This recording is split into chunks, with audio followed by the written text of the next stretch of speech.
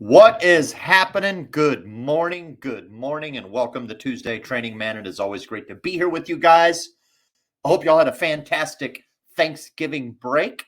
I certainly did. We had a chance to actually go out. We did a little something different this year. I think I mentioned it last week on the show and certainly discussed a little bit with Joe on Winning on Wednesday. But we did something a little different this year. My sister and I just rented a big cabin out in the woods on the Blanco River in central Texas here, right outside of Wimberley, and had a little smaller Thanksgiving because this is our first year without our parents at a traditional Thanksgiving. So we didn't want to do the old traditional thing, go back to the old house and drum up some of those memories. We wanted to do something a little different, and we certainly did. And man, we had a blast. It was just about five of us. We hung out in this cabin, right? Got to hang out on the Blanco River. We cooked up steaks, sausage, chili. We had all kinds of good stuff and just pigged out, had a good time, watched some movies, played some games, and enjoyed a little bit of the outdoors. Thursday, Thanksgiving Day, was actually a little overcast, so we didn't get outdoors as much. But the following Friday was a gorgeous day, and we got to go out and have a good old time, man. We took the dogs and everything, and it was funny because my dog Ito apparently has a little different way of showing his gratitude. The first thing Ito did, he's a little Shih Tzu, little 11-year-old Shih Tzu, but the first thing he did when he shows up to the Airbnb, it's a nice Airbnb cabin that we rented. He shows up, he immediately takes a dump on the carpet. Yeah, happy Thanksgiving, buddy. And then as we're all packing up, leaving, we're all ready to go. Cars are packed up. He escapes, runs back over to the patio, and drops another deuce right there on the patio as a parting gift. So I'm not sure that maybe Ito was as approving of the facilities as the rest of us, but that's how he does it. So, but nonetheless, we did have a good time, and I hope you guys had a good time as well. We got a really good show packed up for you guys today. I'm super excited about it. We are going to talk about your income and the formula to increasing your income, which is very simple. And before we get started, I want you to just write this down. If you got a pen and paper handy, just write down Y, the letter Y, equals K, the letter K, X, the letter X. Y equals KX. And we will jump into that in just a minute. But as always, we do have some news. But before we jump in the news, I do want to take a moment to mention our sponsor of the show, MetaZeus. Number one, thank you for MetaZeus for sponsoring the show. You're part of what makes it possible. And man, I use MetaZeus pretty much daily for my business. If you're not familiar with what MetaZeus is, it is an excellent platform that you can use to monitor your Medicare Advantage and prescription drug business in basically real time. You only need two pieces of data. You need the customer's Medicare number or their MBI number, their Medicare Beneficiary Identification, and their date of birth. If you got those two pieces of information, you can verify what current plan they are enrolled in, what future plan they might be enrolled in had they made a switch during this AEP or any other general election period, and it'll even tell you what LIS levels they're on if they qualify for LIS. A lot of great ways to use it. You can use it to upload your book, monitor it, see who's changed plans, and then reach out to them proactively to see if there's maybe a solution where you can save them and keep them in your book. But yesterday I was using it and it helped me out a little bit differently. I was talking to a customer who wasn't really sure what plan she was in.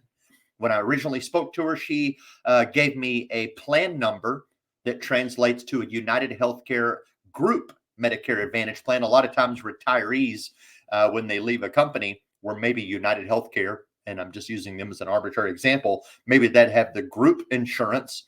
And when that person retires, they will sometimes get naturally rolled into a retiree Medicare Advantage plan or a group Medicare Advantage plan. And then, as always, United Healthcare and many of these other carriers will crosswalk those people into one of their traditional Medicare Advantage plans. And that's exactly what happened here, but she wasn't aware of that. And she was continuing to give me her old plan, her old card, and her old plan number. Took me a little bit to figure it out, but after some research, I found using MetaZeus, because I looked up, was able to grab her Medicare number and her date of birth, pumped her into MetaZeus, and it spits out and it tells me exactly which PPO plan United Healthcare eventually crosswalked her into. And then I was able to use that to make a comparison and find not one, not two, but three plans that were likely a better opportunity for her. and presented those to her, and we'll be closing that sale today. So thank you, MetaZeus, for the heads up and the assistance, man. It's a killer platform. I promise you, if you're out there doing Medicare Advantage business, it's $89 a month. You need to get signed up for it because you can easily save 3 apps in a year, make your money back. It is a huge, huge, huge time saver. Great help. And with that said, we do, of course, boom. So first up, let's go. First up to the stage. A woman realizes she was caught in COVID-19 Medicare scam by watching 12 News investigates. And it has a subtitle here that says at least 160 Wisconsinites are also caught in the crossfire receiving COVID-19 tests that they never wanted, never ordered. Now, if you tuned in last week, you remember me bringing up an article from the Department of Justice that talked about a compliance officer working within a pharmaceutical company that was working this same scam. And he was charged with, I believe, $21 million in fines that he had to pay back, plus like 4.5 years in prison. But this is a common scam that is out there where basically these pharmaceutical companies are sending out COVID tests for free to the customer, but they're billing Medicare for it. And it says down here in the article, it says right here, boom, Medicare picks up the bill on their behalf for $94.8, $94.08 per test. So they're sending out these tests to these Medicare beneficiaries that they didn't ask for. They don't necessarily need, but they're sending them out anyway. And then they're billing Medicare for the money. And it is a huge problem that's out there that is causing a drain on Medicare. We already know that Medicare is struggling with its finances a lot of ways. And well, this is one of the problems that's out there. And it's funny because this particular lady was watching the 12 News show, and they were, I believe, interviewing someone that was dealing with this scam. And she said, basically, man, I seen you on TV, and I'm like, oh my God, that's exactly what happened to me. So there's 160 people in Wisconsin that get caught up in this scam, but they're not the only ones, right? We just talked about it last week on a huge thing that's out there. But if you're working with Medicare beneficiaries, you might want to give them a heads up. Hey, there are some people out there that are mailing out COVID tests unnecessarily. If you receive one, don't worry. You're unfortunately not getting billed for it. Medicare's picking up the tab. But what you might want to do is report that fraud to CMS. And you can do it simply by calling 1-800-MEDICARE to report it. And I'm not big on reporting agents to CMS because all that does is create more problems for other agents. But this is not an agent scam. This is a pharmaceutical scam that people are doing out there. And it's confusing to beneficiaries. It creates problems in the industry, creates problems for us, and ultimately creates problems for Medicare, which we don't like. So just a good heads up there. Now, moving along in medical economics, I found some good news, right? And one thing's true, you can definitely go on Google and you can search for Medicare topics and you will see an influx of negative news out there because that's the way it's at, especially as we're approaching an election year. They often use Medicare as a argument or a pawn between each side of the parties to argue over and say, well, he's doing that or he's doing that or they're doing that with Medicare or they're going to do this with Medicare and threaten it. So if you go to Google, you'll find a lot of negative stuff. But I found something that I felt was kind of positive. And I felt like it shows a bit of a change in healthcare in general, at least the way we as consumers are using or viewing our healthcare. And this article says that a study published in Health Affairs reveals a significant increase in the share of primary care visits focused on preventative care between 2001 and 2019, with the most substantial growth observed among Medicare beneficiaries.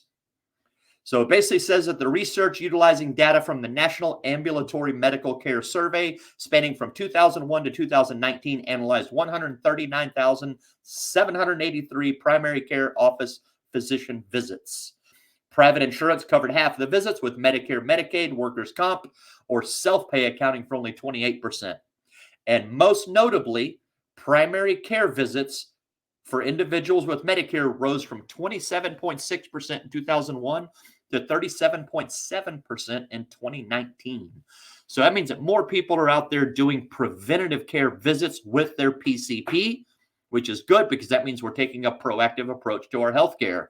We're not waiting to get sick before we go see the doctor and talk to him. We're like, hey, doc, here I am. How do I prevent getting sick? What are some of the things I need to do? And it goes on to say that the percentage of primary care visits with a preventive care focus experienced a noteworthy surge, escalating from 12.8 to 24.6%. And that upward trend was evident across all age groups, with Medicare beneficiaries witnessing the most substantial increase. And why is that? Why is that? Well, ultimately, what you find out is that the initiatives like the Affordable Care Act, right, now requires Medicare to fully cover annual preventative exams starting in 2011, right? So with all of those preventative exams now being forced to be covered by Medicare, then obviously people are going to utilize them more. And that's a good thing because that's ultimately going to prevent us, or should theoretically prevent us from getting more sick. It also talks about a really good point here. It says the study highlighted that primary care visits centered on preventative care were consistently longer than problem-based visits. So they're spending more time with their doctor on a preventive visit versus a problem-based visit. And it says that physicians during preventive visits were more inclined to provide counseling related to diet, nutrition, exercise, tobacco, mental health, psychotherapy, or stress management, occurring in 26.5% of preventive visits compared to 24% of problem-based visits. It also said that screening labs were more frequently ordered during preventive visits because, again, they're getting them for free, right? Because they have to be covered by Medicare under the Affordable Care Act. So 33.2% where they had screening labs during preventive visits versus only 18% during a problem-based visit. So again, I thought this was a good piece of news because it shows that, thankfully, that Affordable Care Act creating those preventative care procedures now having to be covered in full by Medicare now allows people to take, again, a proactive approach to their health care. And that's a good thing because the theory says that if we spend more time in preventive care, we'll spend less time in chronic care, acute care, and so forth, where the claims are higher. We spend more money and we're sicker people. So it's a really good trend, and I hope it continues, and I believe it will. And I even talked a little bit about this last week when he talked about the value-based care movement. Same concept. Now, moving along, I found a really cool top 10 list in Forbes today. That it's the top 10 healthcare industry predictions for 2024. Pretty solid here, and I want to talk about this. I'm just going to run through them real fast. I'm not going to really read the whole article, but these are the top 10 healthcare industry predictions for 2024. I went through it already, actually posted in the group. So this article's in the group if you want to go find it and follow along. But it basically says, number one, presidential candidates will largely be silent on healthcare, right? Basically says that, hey, Nikki Haley gave a nod to Medicare Advantage in the recent GOP debate, but in general, healthcare is going to take a back seat to other topics like, war. So, right, presidential candidates are likely going to be silent on this. I don't know that I fully agree with that, but I definitely agree they're going to talk about the war more often. Number two, mega mergers are coming back. And this is definitely true, man. Consolidation is happening in the healthcare space in a lot of ways. And they're pointing out a couple of options. The big one, again, and this is something we talked about recently, Cigna considering selling off their Medicare Advantage business, which means that it's going to give them the opportunity to create a merger with a larger national player that might have a larger footprint in government programs, company like Centene or maybe Humana, right? They're targeting groups like that to come and pick them up that they can merge and do that with. And it should be theoretically free of antitrust issues. And it even goes on to say, look for other people to do that. Elevance, which is Anthem's rebranding, and Molina will likely follow in a similar path and merge with someone that has a bigger footprint to help them grow and increase their landscape as well. Number three, Medicare Advantage growth will slow. Pretty interesting. Medicare Advantage has been on such a galactic rise since 2010, especially since around 2014 when it really started to blow up. It now covers more than, or right at 51%, maybe almost 52% of all Medicare beneficiaries are covered by Medicare Advantage growth. So to one sense, it kind of makes sense that it would slow down because it's been on such a rocket ship of a growth stage that should peel back. But they're really pointing out all of the negative news that is out there about Medicare Advantage right now, a lot of it completely unfounded, completely full up of lies and so forth. And if you haven't checked it out, my buddy Justin Brock that runs the Medicare Monsters group, he has been on YouTube recently ripping into some of these articles where these different healthcare professionals, Congress people are ripping Medicare Advantage using disinformation, truthfully, some flat out lies, and they're picking on the tiniest little minute piece, and then they're amplifying that to say it's this rampant problem that's out there within the space. So there's a ton of bad news about it out there, and then that is definitely going to be a part of where Medicare Advantage is going to slow, and it's definitely been under heavy scrutiny. So we may see a slowdown in Medicare Advantage next year. Number 4, startups will vanish, but they'll be replaced with new ones, right? It says with the current high cost of capital, startups that were once heralded for their promise are starting to cease operations to look down around financing. Some are being subsumed into bigger companies and cut rate valuations, but yada, yada, yada. Basically, new startups are going to come in the healthcare space where it's definitely needed. And we have artificial intelligence, all kind of technological innovations that are coming to the space. And that's where startups are going to thrive. And we will see new startups come. And unfortunately, some startups won't go. Number 5, DEI will face backlash. What is DEI? Well, that's diversity, equity, and inclusion. And it says that healthcare organizations with performance issues will scapegoat DEI as a cause for their troubles. And they'll deprioritize their investments in DEI initiatives and so forth. So that's a pretty interesting one there. But I can understand why they would come up with that one. So number 6, clinician morale will continue to suffer. Physician suicide is up. Nurses and doctors are retiring. Frontline healthcare workers are switching professions. Academic medical centers are in full-on workforce crisis mode, right? And it says that too many healthcare organizations have embraced feel-good summits like yoga classes, mindfulness, and meditation to address the morale issues. Instead, well, they should address the underlying issues that are hurting their employees, right? Healthcare workers feel invisible and undervalued. So clinician morale will unfortunately continue to go down. Number 7, Ozempic and Mounjaro and other GLP-1s will grow in popularity. These are those new wonder drugs or weight loss drugs that are out there that are helping people look younger and thinner and feel healthier. Those are going to continue to grow. Number 8, better diagnostics and therapeutics. Well, that makes sense. We're in a lot of medical breakthroughs right now, right? Technology, innovation, artificial intelligence, all this stuff is pushing out.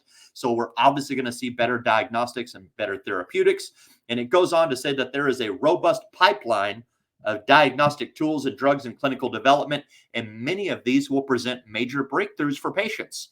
Oncology, for example, seems particularly rich with difference-making compounds.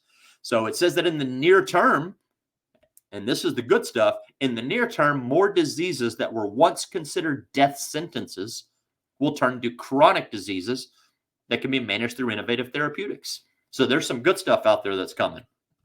Number 9, turnover at the top. In 2024, Mount Sinai's Medical Center's longstanding CEO, Ken Davis, will make room for ER Chief Brandon Carr. Humana's Bruce Broussard will be succeeded by industry veteran James Reckton. And it goes on and on, talking about how some of these people at the top are going to be turned over and replaced by new innovative leaders, right? And it says that this turnover will create significant opportunities for organizations to align on new directions, right? But they will also create instability in what will ultimately be a year of transition across the healthcare sector. I'm going to say that again for you. 2024 will ultimately be a year of transition in the healthcare sector. So look for many of your household industry names to be sporting new business cards come next year. And then finally, number 10, at least one big tech company will fold or reboot its healthcare efforts. And that makes sense because anytime you have a ton of innovation running into the space, it already mentioned one of that will likely see startups vanish and appear. So same thing, we're going to have probably one big tech company, don't know who it might be, but they will likely have to completely rebrand or just completely fold and shut down. So those are the 10 predictions as Forbes has it. Pretty cool. And I got one more fun little piece that I want to share with you guys. So this is pretty interesting. I was recently on Twitter, and I don't frequent Twitter. As a matter of fact, Sarah Copeland, another agent out there in the Facebook space, sent this over to me. But the syndicate was featured on Twitter. Now, this lady's tweet that says, "Do not get me started on MA plans and MD Anderson news. Here are some MA plan advisors plotting this year on how they are going to capture Medicare cancer patients at the new MD Anderson clinic in Austin, Texas. Watch Victoria's dollar signs." And then she posts this nice little video over here. Questions you have to ask so that you know. Right. Now, it makes it a little hard when you're an independent agent because you're like, dude, I just need to make my sales. So she shows that video, and then she posts this little piece of my friend Victoria, the RSM over at Blue Cross Blue Shield, basically a pretty poor attempt at doxing. Not sure if that's what she's attempting to do, really. She probably is, but pretty interesting. I saw that, and I'm like, hey, we made it. Because let's be honest, man, any attention is good attention, even if it's negative attention, right? Attention is currency. So I thought that was pretty interesting. The syndicate is being watched by apparently Nina the Advocate on Twitter. Don't know how she's in here or how she found that. I mean, it does get on YouTube, but I thought it was pretty interesting. And then in the replies,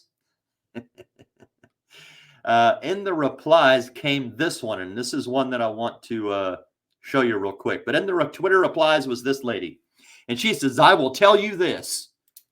MA plans have the highest out-of-pocket cost for outpatient cancer drugs for any commercial plans, so you will pay to have MA no matter what." And I want to take a moment to just talk about this tweet before we jump onto the main topic.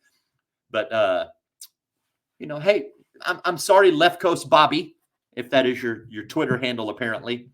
But you're absolutely unequivocally incorrect. The fact of the matter is that Medicare Advantage plans actually have a lower out-of-pocket maximum for cancer treatments than original Medicare does. Say that again. Medicare Advantage plans have a lower maximum out-of-pocket to treat cancer than Medicare Advantage plan, or than original Medicare does. I'm not saying it's better care. I'm just saying it's a lower out-of-pocket maximum. Why is that? Well, because original Medicare, when it comes to cancer treatments, things like radiation, chemotherapy, your Part B drugs, right? Intravenous drugs that are administered in the hospital, in the doctor's care, where you're going to go in and sit there for a couple hours getting your treatment. Medicare has a flat 20% coinsurance that is absolutely uncapped. 20% uncapped. That's your coinsurance to treat cancer if all you have is original Medicare. And that's why a lot of people will actually pick up a Medicare supplement plan. On the alternative, the rule behind Medicare Advantage plans to even exist and be allowed to offer a plan is that first, they have to at least offer benefits that are equal to or better than what Medicare offers. So they can't charge you more, but they can charge you less. So just about every single Medicare Advantage plan I've ever looked at charges 20% coinsurance for cancer treatment, radiation, chemo, Part B drugs. With one difference, Medicare Advantage plans at least have a maximum out of pocket. That maximum out of pocket in 2024 will be $8,850 for those medical costs. But there are many plans that have a much lower out-of-pocket cost. Shoot, we just wrote a guy in California yesterday. His max out-of-pocket on a United Healthcare plan is $800. $800. $800 is this dude's annual max out-of-pocket. If that dude happens to get cancer, and God forbid, I hope he doesn't, but it's a coin flip is the true math behind it. If he does, he is way better protected on the current Medicare Advantage plan that we enrolled him in than he would be on original Medicare. Now, truth be told, he would be even better covered if he had Medicare supplement plan plus, maybe not, because $800 max out of pocket is going to beat his premium on a supplement all day. So yeah, $800 max out of pocket, that's hard to beat anywhere, right? The only disadvantage to the Medicare Advantage plan is that he's going to have a network of hospitals and doctors that he has to use, where referrals are required, prior authorization comes into play, but that's it. Other than that, he has a much lower out-of-pocket cost than what he would be up against if he only had original Medicare. And there's unfortunately a ton of know-it-alls and advocates that are out there on their soapbox dissing on Medicare Advantage improperly because the fact is they're uninformed. And they're ripping on us as advisors for going out there and trying to capture clients that have cancer and go into certain clinics, which we all know is nonsense. But I wanted to hit that on the head because it kind of struck me a little bit. And I also found it humorous that Syndicate made it over to Twitter somehow. But there we are. So moving along. Let's get that off the screen. And I want to talk to you guys a little bit. I want to talk to you about the main topic. Now, when we started the show, I had you write something down. I had you write down a math formula. Simple algebra even is what I gave you, which is y equals kx. Well, y is your income. Y represents your income. K represents frequency. And I don't mean frequency like the channel you're listening to on the radio. I mean frequency in regards to the rate at which an event occurs. How frequently is it happening? And X is problems solved, or X could be the size of problems that you're solving. Because what this formula tells you and what the fact is that your income is in direct proportion with the frequency and size of problems that you solve. No shit, Sherlock. That's actually pretty simple. You probably already knew that because you guys are smarter than the average bear. So, and it's obvious that the size of problems gives you bigger money because duh, Tony, bigger problems equals bigger income. I'm not an idiot. Cha-ching, right? And of course, yes, learning to solve bigger problems does yield bigger income because then it just becomes a matter of frequency. How fast can you do it again? How fast can you do it again? Because let's be honest, nobody cares about the huge rip you just earned. Yeah, I just made 15 grand. I'm killing it this month. Yeah, nobody cares. Go do it again. I'm serious. Nobody cares. Go do it again, right? And I'm truthfully serious. I mean, some of you I know have a sign in your office that says nobody cares, right? And if they don't have a sign there, well, nobody cares. Go do it again.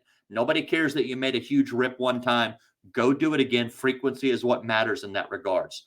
And while all of that should 100% be completely apparent to you, problems, the bigger problems that we're talking about here, right? Because again, your income is in direct proportion with both the frequency and size of problems that you solve.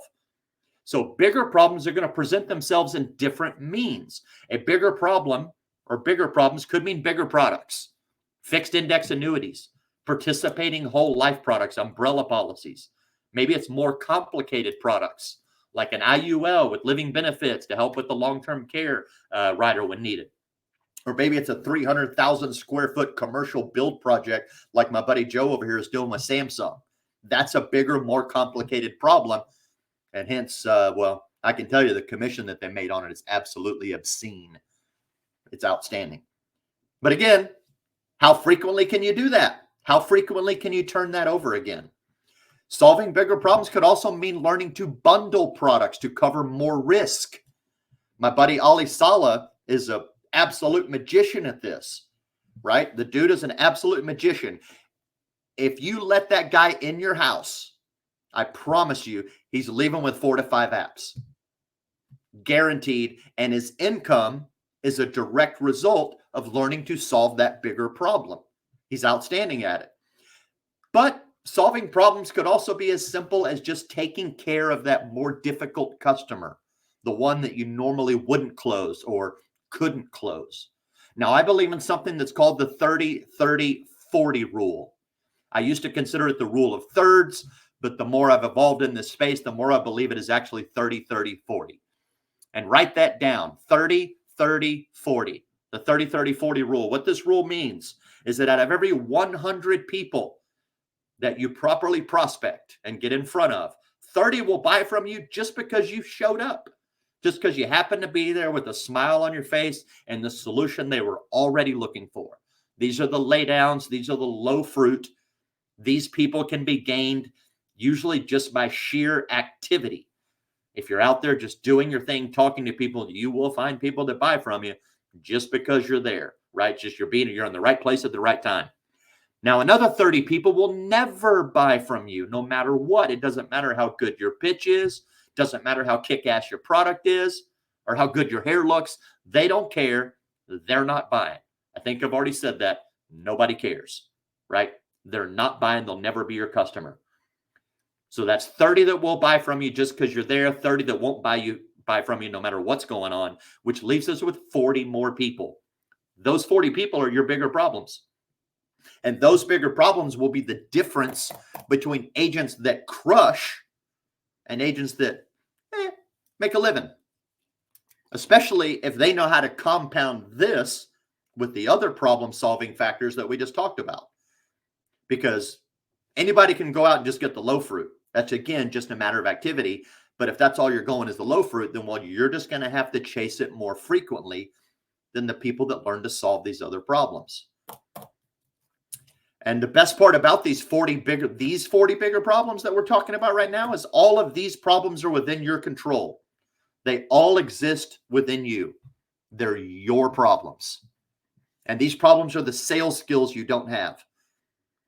They're your inability to handle certain objections, the hesitancy in your close, the inability to take control in the call, your inability to listen. Your inability to listen, man. I'm serious, man. Some of y'all are out there just product, more product. You're just shoving product down your people's throats, and you're too afraid to ask someone a solid question like, hey, when it comes to your healthcare, what is truly most important to you? And then shut the hell up and listen. These problems include your lack of product or industry knowledge. These problems include your lack of organization, your attitude, your desire to just take the easy sale every time. And they're your indifference in helping the difficult or sometimes the rude customer, or that customer that just wants a little extra when it comes to service, right? Maybe they are a little extra, if you know what I'm saying. And you guys know who I'm talking about. You know those customers, right? The ones that pop off to you when the details of insurance get a little tedious. They get kind of snippy. Like, well, my other insurance guy, he just makes the decision for me. He just does it. What's with all the disclosures and shit? Why can't I just buy some insurance? I mean, you want to yell at them and say, look, this is fucking insurance and I'm going to do it by the book. But you can't. You can't say that. I mean, I guess you can, but you're not going to get any Google 5-star reviews that way. But, often there's a way that you can give that little bit of extra service and make it a bit easier for them. And, of course, maintain your compliance. I'm not telling you should ever cheat the system just to appease someone and get a sale. Don't ever put your license in jeopardy. But think about it. This person's asking you to do business a certain way. Is there a way that I can appease them compliantly and make it a little easier for them? Maybe I can give them a little more service than I normally give. It's just another one of the problems in this group of 40 that you have to learn to solve. But again, the best news, all of these problem-solving skills can be learned and improved with time. You can improve your sales skills. You can improve your industry knowledge. You can listen a little more. You can take more control. You can close a little stronger. You can be a little nicer sometimes. You just have to do it, practice it, and do it more frequently. Because the cool thing is, once you learn to solve the bigger problems that exist in that equation, then the only thing standing in your way is the discipline to do it more frequently. Because duplication of your activity is the fastest means to growth, and even more so in an industry like insurance, where your rewards are often compounded, not often. They are compounded greatly, right? We don't just get paid once. We get paid for life if you're selling the right products out there, right? Sell a product, get paid once. Sell insurance, get paid for life. So again, duplication of your activity is the fastest means to your growth, especially in an industry that compounds your rewards as often and as frequently and as greatly as insurance does. So then the question becomes, how frequently are you doing it? The great thing about a career as an independent agent is you get to choose the freedom. You get the freedom to choose when you want to do it, when you don't want to do it. That's one of my favorites. One of the biggest things that attracted me to insurance, especially as an independent agent, was like, wow, I get to work for myself. I get to answer to myself. I get to do it when I want to do it. And why I love telesales, I can do it where I want to do it.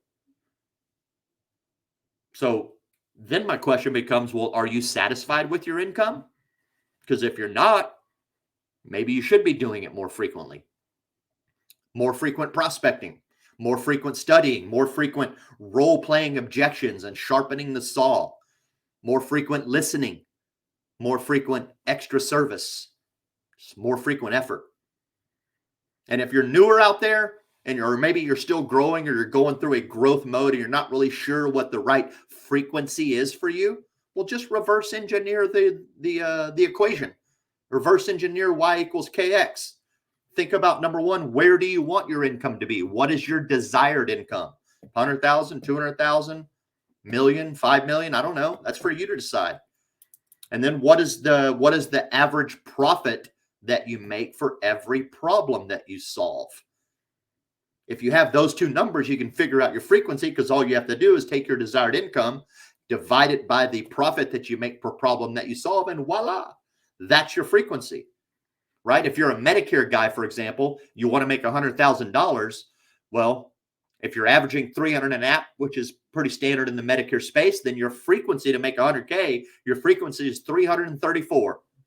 You have to do that 334 times to make $100,000. You can't just do it once. Nobody's going to get rich selling one application. You got to learn to do it frequently. Now, if you look at that same thing I just said, right? If you're a Medicare geek out there, you're making $300 an app and you want to make 100,000, you got to do it 334 times. Now, if I'm only solving laydowns, if I'm just out there with activity and I'm not learning to solve the bigger problems, then I got to burn through 1,113 people with sheer activity to find my 334 to make 100K. What if you learn to solve bigger problems like I mentioned? What if you learn bigger and more complicated products to add into your portfolio? What if you learned how to bundle products, cross-sell products?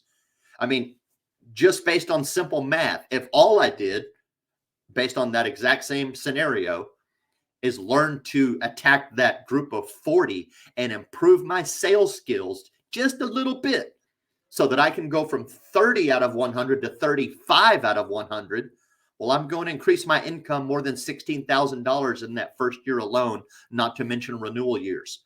And that is less than 10% extra effort, or it's just barely over 10% extra effort. I'm sorry. It's like 12%. And I get more than 16% in additional income first year alone. Again, much less renewals. So again, imagine what your income could look like in a scenario like that, where not only am I increasing my skill set to close more people, but I'm also learning to solve the bigger problems through more complicated products that yield higher commissions, and being able to bundle and cross-sell multiple products with that same prospect. Now, everything I talked about on this concept was related to sales, but the truth is this thought process, or this concept, applies in pretty much every facet of your business. How frequently can you solve bigger problems within your business? Marketing problems, lead development problems, operational inefficiencies, budget problems, hiring problems. All of these problems ultimately yield you more income. And the sales sales problems are the first stepping stones to that set of bigger problems. Because let's be honest, you won't have a marketing budget problem to solve if you don't make any sales anyway. And you will have a major hiring problem if you can't first learn how to make money for yourself. You're not hiring anybody. So that's an even bigger problem to solve. But you won't even get to those problems if you can't first master that first level of how do I learn to frequently solve problems in my sales environment as an agent to generate a phenomenal income for myself. And then again, how frequently can you do that? How do you duplicate it and grow? So I hope that hits you guys on the head today. That is my message. It's a pretty short show, but I thought I was thinking about that yesterday and some of the other things that I talked about. And I was like, you know what? I'm going to put this out there for them. I want to come hit them today with a simple mathematical formula. If you want more income in your business, learn to solve bigger problems and learn to do it more frequently. It's honestly that simple. So I hope you guys enjoyed it. I did also want to mention the DTDW event that is going to be in Scottsdale in January. If I remember correctly, it's January 25th. Might have to double check that date. I'll get the link back in the group for you to check out. I'll be one of the speakers there. Now, this is a life and annuity event. So if you're a life and annuity agent, or you're wanting to learn more about the life and annuity space, you want to get the DTDW out in Scottsdale, Arizona. We've got a phenomenal lineup of speakers. I'm actually going to be speaking there about the Medicare industry, not about how to convert a bunch of life and annuity people to Medicare, but how to understand what is happening in the Medicare space to yield you more life and annuity sales. Pretty simple. So I hope you make it out there. I'll get the link in the group for you. Again, tickets are cheap. The room stay is cheap, and it's Scottsdale in Arizona in January. It's going to be absolutely phenomenal weather. I hope to see you guys there. Thank you for tuning in. And, well, we'll see you next week for Tuesday training. Have a great day.